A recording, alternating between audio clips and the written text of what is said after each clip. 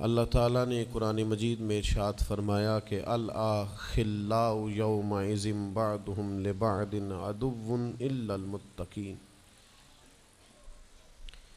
فرمایا بڑے گہرے دوست بھی قیامت والے دن دشمن بن جائیں گے سوائے ان کے جو پرہیزگار ہوں گے۔ پرہیزگار لوگوں کی دوستیاں قیامت والے دن بھی قائم رہیں گی، باقی جو گہرے ترین دوست ہوں گے وہ قیامت والے دن دشمن بن جائیں گے۔ الا المتقین، سوائے پرہیزگاروں کے۔ دنیا میں آپ کو کوئی شخص ایسا نہیں ملے گا جس کا کوئی دوست نہ ہو، اور وہ لوگ بھی بڑی کثرت سے ملیں گے جو دوستوں کا شکوہ بہت کرتے ہیں۔ دوستیاں لگانا، دوست بنانا، تعلقات استوار کرنا یہ منع نہیں، شرط یہ ہے کہ دوستی اللہ تعالیٰ کی رضا کے لیے لگائی جائے۔ ہمارے ہاں جتنی تیزی کے ساتھ دوستیاں لگتی ہیں اس سے زیادہ تیزی کے ساتھ دوستیاں ٹوٹ جاتی ہیں۔ اس کی سب سے بنیادی اور اہم وجہ یہ ہوتی ہے کہ ہمارے ہاں دوستیوں کا جو معیار ہوتا ہے وہ دنیاوی لالچ ہوتا ہے۔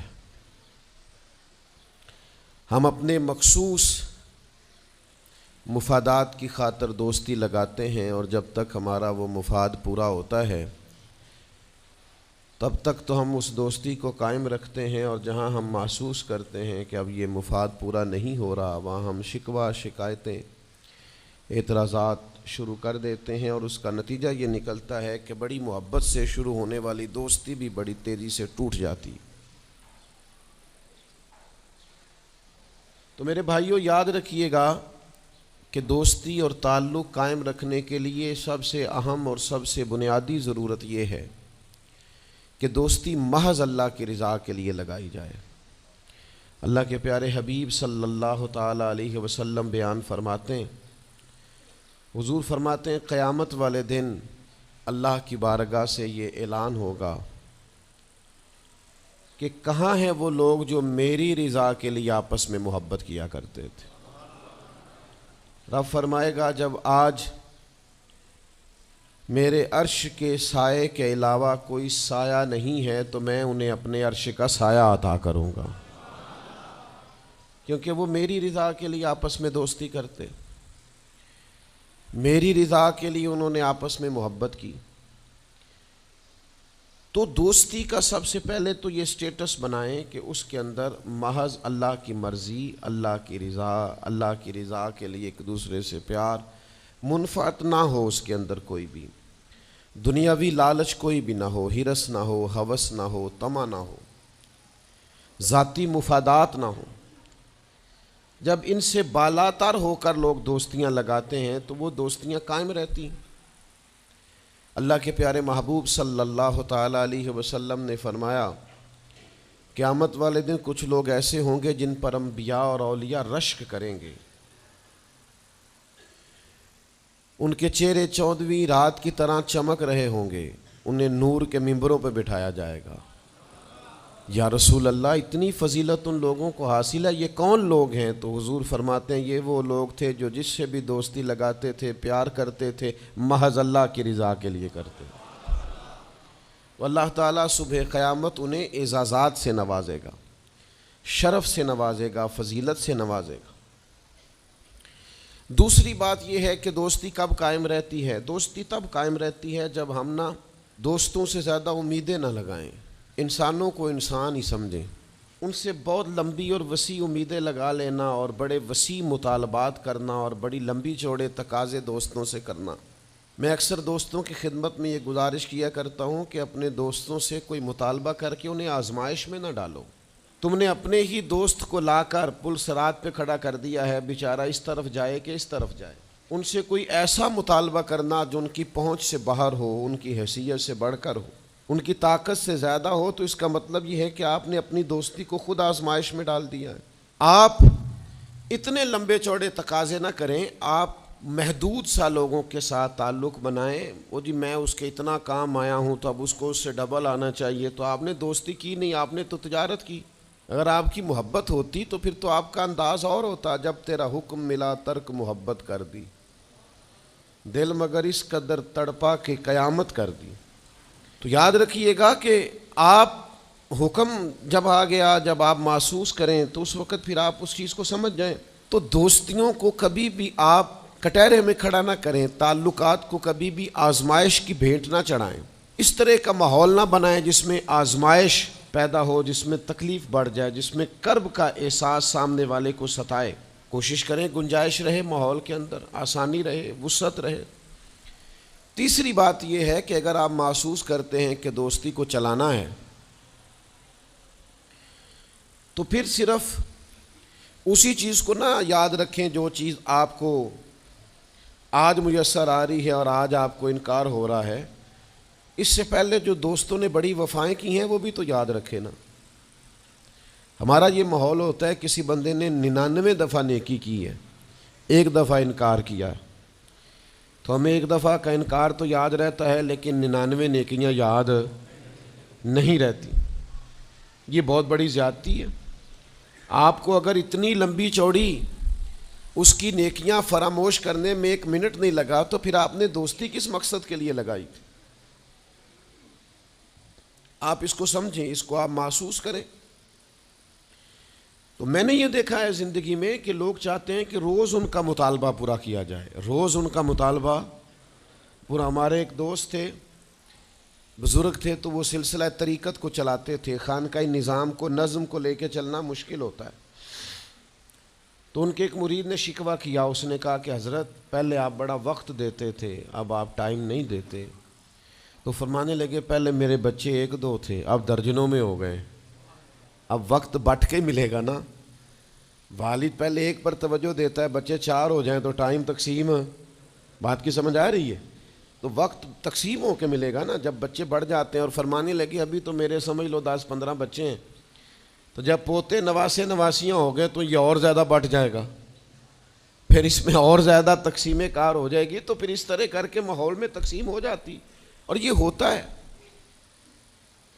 یہ ایک صورت ہے، آپ دیکھیے نا، کبھی ایسا بھی ٹائم تھا حجر اسود پر کہ اس کو ہاتھ لگا کے آپ چوم لیتے تھے، اور ڈھیروں وقت صحابہ اس پر چہرے رکھ کے رویا کرتے تھے۔ پھر ایسا وقت آیا کہ چھڑی لگا لو بھائی، چھڑی لگا کے پیچھے ہٹ جاؤ، اور اب ایسا ٹائم ہے کہ آپ دور سے استلام کر لیں۔ اب اگر آپ کہیں کہ مسلمان دیکھو جی حجر اسود کو تو ہاتھ لگانے کا موقع ہی نہیں مل رہا، تو بھئی نبی پاک نے تو فرمایا میں قیامت والے دن کثرت امت پر فخر کروں گا کہ میری امت زیادہ ہے۔ تو یہ تو تعداد کا بڑھنا، یہ تو کثرت کا ہونا، یہ تو باعث ناز اس کو سرکار نے کہا۔ اب آپ دائروں میں محدود کرنا چاہتے ہیں، آپ اس طرح کا ماحول بنانا چاہتے ہیں کہ کوئی شخص مقید ہو جائے، وہ اس دائرے سے باہر نہ نکلے، تو یہ تو بات درست نہیں ہے۔ تو کوشش کرنے کا مقام یہ ہے کہ آپ دوسروں کے لیے بھی گنجائش پیدا کریں، دوسروں کے لیے بھی آسانی کرنے کی کوشش کریں، پھر تعلق برقرار۔ اور پھر آپ پچھلی نیکیاں بھی تھوڑی یاد رکھیں کہ اس سے پہلے اس نے بڑی نیکی کی، بڑی محبت کی، تو پچھلی نیکیاں بھی دوستوں کی یاد رکھیں۔ صحیح بخاری سے ایک حوالہ عرض کرتا ہوں، نبی پاک صلی اللہ تعالیٰ علیہ وسلم کا نا ایک راز لیک ہو گیا۔ حضور مکہ مکرمہ پر حملہ کرنا چاہتے تھے، تو ایک خط لکھ کے دیا گیا ایک عورت کو کہ جا کے پہلے سے آگاہ کر دو مکے والوں کو کہ تم پر حملہ ہونے والا ہے۔ اس عورت نے وہ خط اپنے بالوں میں چھپایا اور وہ نکل گئی۔ اللہ تعالیٰ نے محبوب پاک کو اطلاع دی، حضور علیہ الصلاۃ والسلام نے حضرت مولا علی کو 2 صحابہ کے ساتھ بھیجا، فرمایا مقام خاک پر تمہیں ایک بی بی ملے گی، اس کے پاس سے خط ہے جو کفار کی طرف جا رہا ہے، اسے گرفتار کرو، وہ خط لے لو اور واپس آ جاؤ۔ حضرت مولا علی شیر خدا رضی اللہ تعالیٰ عنہ وہاں پہنچ گئے، اس خاتون کو گرفتار کر لیا، اس کو کہا وہ خط دے، وہ کہنے لگی میرے پاس تو نہیں ہے، کوئی خط نہیں۔ تو حضرت علی فرمانے لگے چونکہ میرے نبی نے کہا ہے تو خط تیرے پاس ہی ہے۔ ہاں، ساڈے نبی دی زبان ساڈے واسطے قرآن، وہ زبان جس کو سب کن کی کنجی کہیں، اس کی نافذ حکومت پہ لاکھ حسن۔ خط تیرے پاس ہے۔ آپ نے تلوار نکال لی، فرمایا نکالتی ہے کہ نہیں؟ اس نے بال کھولے، خط نکال دیا۔ وہ خط جب کھولا تو خط لکھا تھا حضرت حاتم بن ابی بلتع رضی اللہ تعالیٰ عنہ، بدری صحابی ہیں۔ وہ خط لے کے آ گئے، نبی پاک کی بارگاہ میں پیش کیا۔ حضور نے خط کھولا، حضرت عمر کہنے لگے مجھے اجازت دے میں اس کی گردن کاٹوں، اس نے ہمارا راز فاش کیا ہے۔ کتنی بڑی بات ہے۔ قرآن مجید کی سورہ ممتحنہ اس وقت نازل ہوئی تھی جب یہ واقعہ ہوا تھا۔ اللہ کے حبیب علیہ السلام نے فرمایا عمر ٹھہر جا، اتنی جلدی نہ کر، اس بندے کی وفات تو دیکھ، یہ بدر میں بھی تلوار لے کے ہمارے ساتھ گیا تھا، بدری صحابی ہے۔ اس کی وہ بات یاد رکھ کہ بدر کے مقام پر جب کہ بڑا مشکل تھا کافروں کے سامنے کھڑا ہونا، ان کی 1000 تعداد تھی اور مسلمان بڑی عددی طور پر اس کثرت کا شکار نہیں تھے، صرف 313 تھے۔ اس موقع پر ان کے ساتھ کھڑا ہونا کوئی آسان نہیں تھا، لیکن یہ پھر بھی ہمارے ساتھ گئے تھے۔ تو حضرت عمر رضی اللہ تعالیٰ عنہ جب چپ کر گئے تو اللہ نے قرآن نازل کیا، کہا اے ایمان والو یہودیوں اور عیسائیوں کو اپنا دوست نہ بتاؤ۔ تو حضور فرمانے لگے دیکھ لو عمر، اللہ نے اسے مومن کہہ کے پکارا ہے، اللہ نے بھی اسے۔ اب نبی کریم نے فرمایا بتاؤ یہ تم نے کیا کیا؟ تو عرض کی یا رسول اللہ صلی اللہ علیہ وسلم آپ میرا ظاہر باطن جانتے ہیں، جتنے بھی یہاں سے لوگ ہجرت کر کے مکے سے آئے ہیں نا، ان کا کوئی نہ کوئی رشتہ دار مکے میں ہے جو ان کے رشتہ داروں کا، بال بچوں کا، گھر والوں کا دھیان رکھتا، میرا وہاں کوئی بھی نہیں۔ اور مجھے پتا تھا آپ نے حملے کا ارادہ کر لیا ہے تو انشاءاللہ کامیابی اللہ نے مسلمانوں کو ہی دینی ہے، وہ کر کچھ نہیں سکتے۔ میں ان پر ایک احسان کرنا چاہتا تھا تاکہ وہ میرے بچوں کا اور میرے پیچھے گھر والوں کا تھوڑا خیال رکھیں، اتنی سی میری خواہش تھی۔ میرے نبی کریم نے ان کا عذر قبول کر لیا، فرمایا ٹھیک ہے آپ جو کہہ رہے ہیں بات ایسے ہی ہے، آپ کو اسلام کو نقصان نہیں پہنچانا چاہتے، آپ یہ چاہتے تھے کہ کوئی ایک نیکی ان پہ کر دی جائے تاکہ وہ آپ کے، تو اتنی بڑی بظاہر بات تھی لیکن حضور نے قبول کر لی۔ معنی کیا ہے کہ دوستوں کی پچھلی نیکیاں بھی یاد رکھنی چاہیے، ان کی پچھلی بھی خوبیوں اور پچھلے بھی معاملات کو تھوڑا یاد رکھنا چاہیے۔ ہم کیا کرتے ہیں؟ ہم کہتے ہیں جی اب وہ یہ نہیں کر رہا، بھئی تب کر رہا تھا نا، تو تب کی یاد کر لو، تب کی یاد رکھ لو، اس وقت کی آپ خیال کر لیں۔ ہم کیا کرتے ہیں؟ ہم 99 دفعہ کسی نے نیکی کی ہے تو ہم کہتے ہیں 100/100 چاہیے، آج بھی یہ کرے گا تو پھر تو قابل قبول ہے۔ تو اس سے کیا ہوتا ہے؟ اس سے تکلف پیدا ہوتا ہے، ایک آدمی روز کیسے نیکی کر سکتا ہے؟ چوتھی بات یہ ہے اگر ہم چاہتے ہیں دوستیاں نبھیں تو اسلام کا ایک حسن ہے کہ اسلام دین اعتدال ہے۔ اسلام کہتا ہے چلو ہی ذرا معتدل ہو کے، پہلے ہی ذرا تھوڑا سا احتیاط سے چلو۔ ہم جب کسی بندے کے اوپر فدا ہوتے ہیں تو پھر پورے ہی فدا ہوتے ہیں، پھر تو جناب یہ بھی تیرا ہے، یہ بھی تیرا ہے، یہ بھی تیرا ہے۔ اور جب بعد میں لڑائی ہوتی ہے تو چائے کی پیالیوں کا بھی حساب کرتے ہیں کہ وہ جو وہاں جاتے ہوئے چائے پی تھی نا اس کے پیسے بھی میں نے دیے تھے، لہذا وہ بھی میرے بنتے ہیں، واپس کر۔ کورے ورک کتاب نہیں ہوندے، پتھر دل گلاب نہیں ہوندے، اور سجنا پہلوں ہی سوچ کے لائیں پھر یاراں نال حساب نہیں ہوندے۔ آپ سوچ سمجھ کے دوستی لگائیں، تعلقات کو سوچ سمجھ کے لے کے آگے چلیں۔ نبی پاک صلی اللہ علیہ وسلم نے فرمایا وقفے سے ملا کرو محبت بڑھتی ہے، تھوڑا نا وقفے سے ملا کرو، اس سے محبت بڑھے گی۔ یہ جو بہت وارفتگی ہے نا، بہت وارفتگی ہے، بہت جوش ہے، تو اس کا نتیجہ یہ نکلتا ہے کہ جتنی زور سے گیند دیوار سے لگتی ہے پھر اتنی زور سے ہی گیند واپس آتی ہے، اس کے نتائج ٹھیک نہیں نکلتے۔ عرض یہ کرنا چاہتا ہوں کہ اعتدال میں رہیں، معتدل رہیں، آپ اس حد سے تجاوز ہی نہ کریں۔ میرے پاس یہاں ایک دوست آئے تو مجھے کہنے لگے جی میرا دوست بڑا اچھا تھا، بڑا نائس تھا، بڑا بہترین تھا، بڑا پیارا تھا، میرے ایک دوسرے دوست نے اسے خراب کر دیا۔ تو میں نے کہا وہ دوسرا دوست؟ میں سمجھا نہیں۔ کہنے لگے یہ میرا پرانا دوست تھا جس نے اسے خراب کیا، اور جسے کیا وہ نیا تھا 2-4 سال، اس کی میں نے دوستی لگائی تھی، اب وہ دونوں ڈائریکٹ ہو گئے اور مجھے انہوں نے بیچ میں سے نکال دیا ہے۔ تو میں نے کہا یہ تو اکثر ہوتا ہے، پہلی دفعہ تو نہیں ہوا، اس طرح تو ڈھیر دفعہ ہوتا ہے۔ کہنے لگے میں کروں کیا، میں نے بڑا شور کیا ہے، ان کو اپنے احسان بھی یاد کرائیں پر وہ مانتے نہیں۔ میں نے کہا اب حل ہے نا، تھوڑا چپ کر جا کچھ عرصے کے لیے، تھوڑی خاموشی اختیار کر۔ جو چپ کر جاتا ہے وہ بھی بچ جاتا ہے۔ اگر تم چاہتے ہو کہ یہ دوستی پھر سے بحال ہو جائے تو زیادہ شکوے نہ کرو، زیادہ شکایتیں۔ ہم بعض اوقات اعتراضات اتنے کر بیٹھتے ہیں، شکوے اتنے کر بیٹھتے ہیں، اپنی زبان سے باتیں اتنی نکال بیٹھتے ہیں کہ دوبارہ پھر دوستی کا بحال ہونا ممکن ہے۔ ایک حدیث یاد رکھیں گے اگر سناؤں آپ کو تو؟ نبی پاک صلی اللہ تعالیٰ علیہ وسلم نے فرمایا کسی سے دشمنی بھی کرو تو اعتدال سے کرو، ہو سکتا ہے کل کو وہ تمہارا دوست بن جائے۔ اور فرمایا کسی سے دوستی بھی کرو تو اعتدال سے کرو، ہو سکتا ہے کل یہ دشمن بن جائے۔ دوستی اور دشمنی میں یہ جامع ترمذی میں حدیث، اعتدال کا رستہ نہ چھوڑو، معتدل رہو۔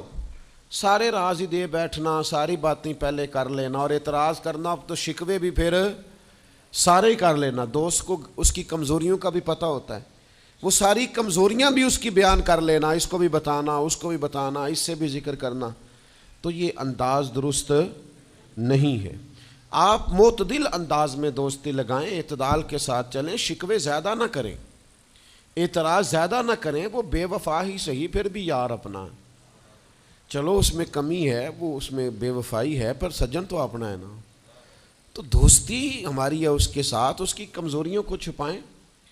آپ اس معاملے پر تھوڑا سا اپنے ظرف کو کشادہ کریں، آپ تھوڑی وسعت پیدا کریں۔ ہم سمجھتے نہیں چیزوں کو، ہم غور نہیں کرتے، اس خاص انداز میں چیزوں کو نہیں لیتے جس انداز میں چیزوں کو لینا چاہیے۔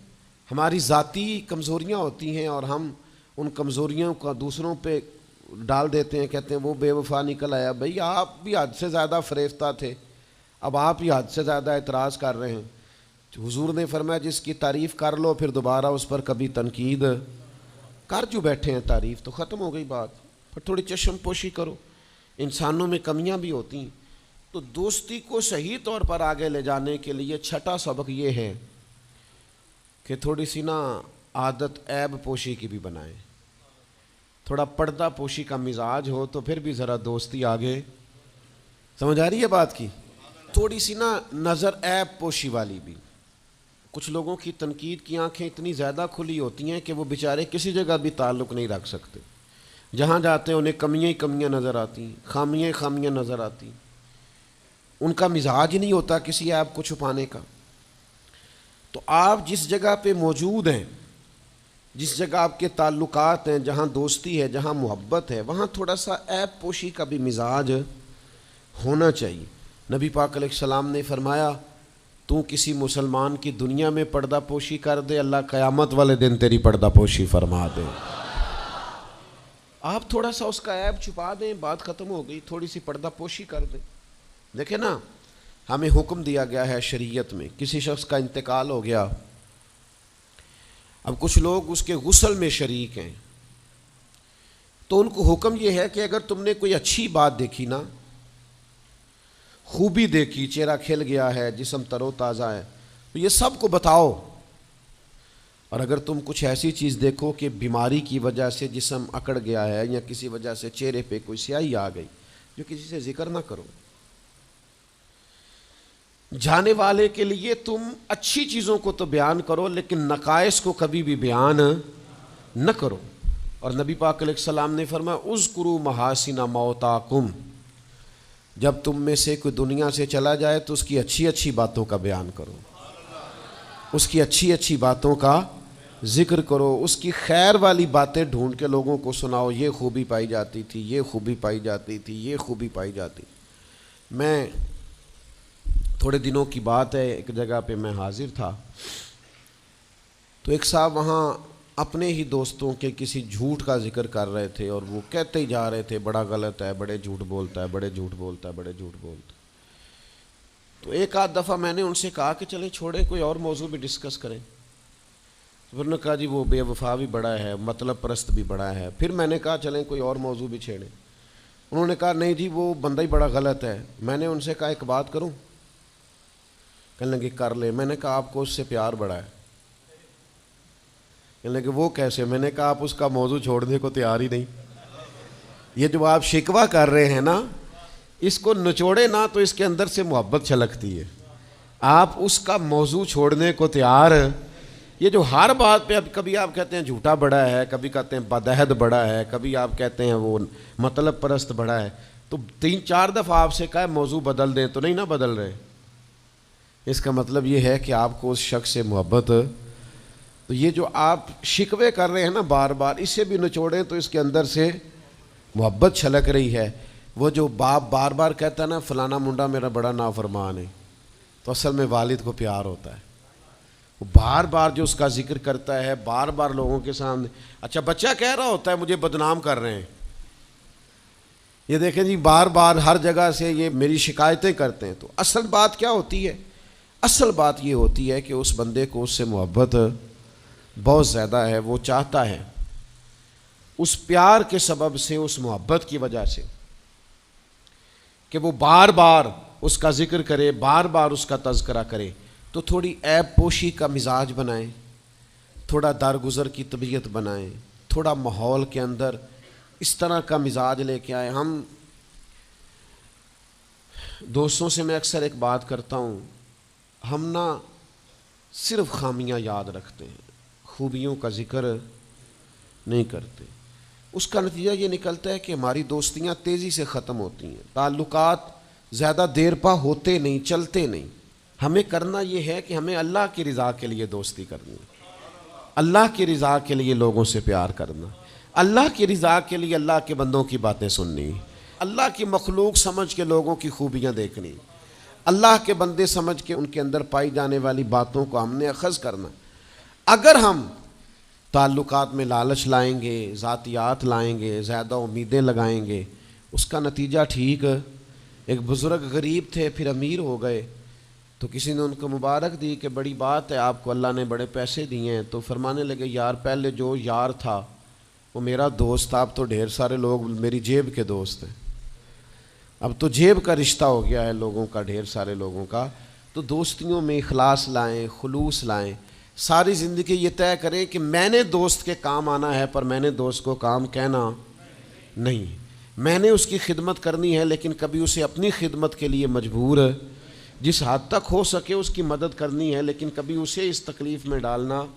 یہ مزاج پیدا کریں. آپ کو اس دوستی میں روحانیت محسوس ہوگی، اس تعلق کے اندر آپ کو ٹھنڈک محسوس ہوگی.